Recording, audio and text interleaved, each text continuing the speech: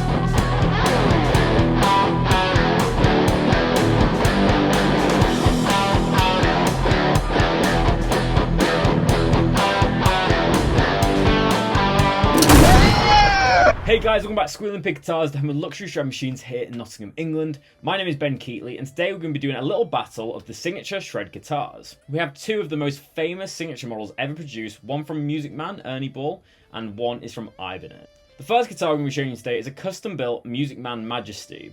This is kind of the more premium of the two Music Man guitars that John Petrucci makes, and it's one of the bigger ones as well. This guitar is just made for metal, so let's have a closer look at the specs and open it up. So this guitar is a progressive machine made for a prog rock master.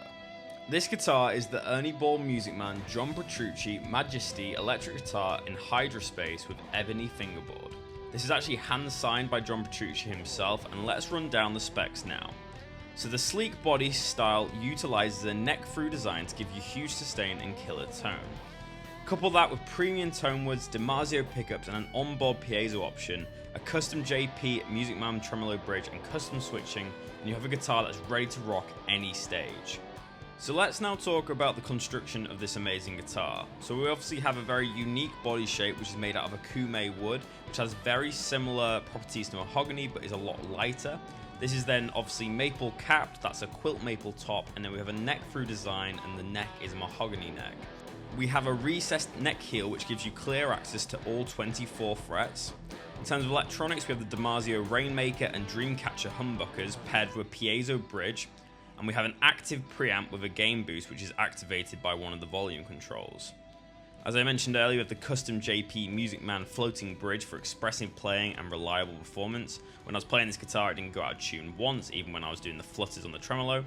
We have Charla locking tuners which make easy string changes as well as good tuning stability, and we have stainless steel frets which will last you a lifetime. This guitar is definitely out of my comfort zone, but I really enjoy playing it, so let's hear it in the tone demo.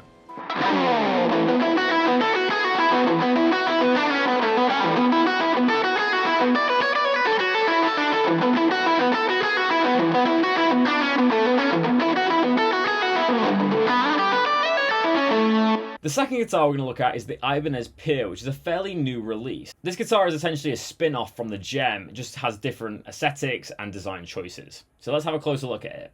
So now we go over to the Ibanez camp and look at our old friend Steve Vai's signature guitar, which is the PIA, standing for Paradise in Art. And it's the result of another fruitful collaboration between Ibanez and Steve Vai. It's immediately apparent that this ornate instrument is an evolved version of Vai's familiar Gem series of guitars. For the PIA, Ibanez have tweaked a number of features to elevate it to the new creative heights that Steve Vai wanted. So let's start with the construction of the guitar. We have a solid older body which features a renewed take on Vai's signature handhold feature. Instead of having the classic monkey grip, we have this kind of reversed yin-yang petals design, which is very cool indeed.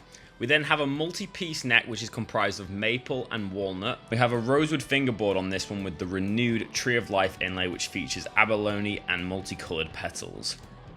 We have a set of DiMarzio Utopia pickups in a HSH configuration. These have been specially voiced by Vai and DiMarzio to offer a smoother treble response and more pronounced low end. They really scream and offer that lovely liquidy tone that Steve Vai is famous for. We then have the standard Ibanez Edge tremolo with the lion's claw grip, which is standard to any Steve Vai guitar. And of course we have the 24 frets. So this is very much a different machine to the Majesty, as it's a bolt-on guitar, a lot thinner in construction, and features an HSH configuration. But let's see how different it sounds.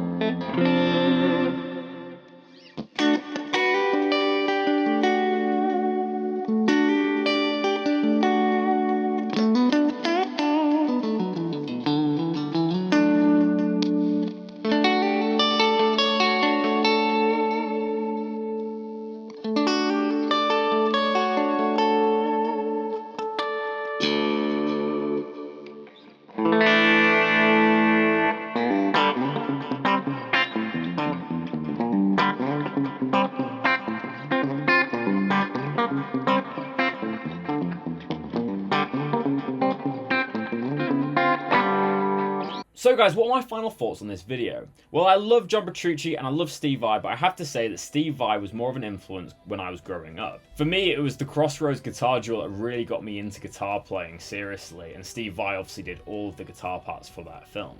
He's an absolute iconic guitarist and has one of the most iconic signature models that have ever been made.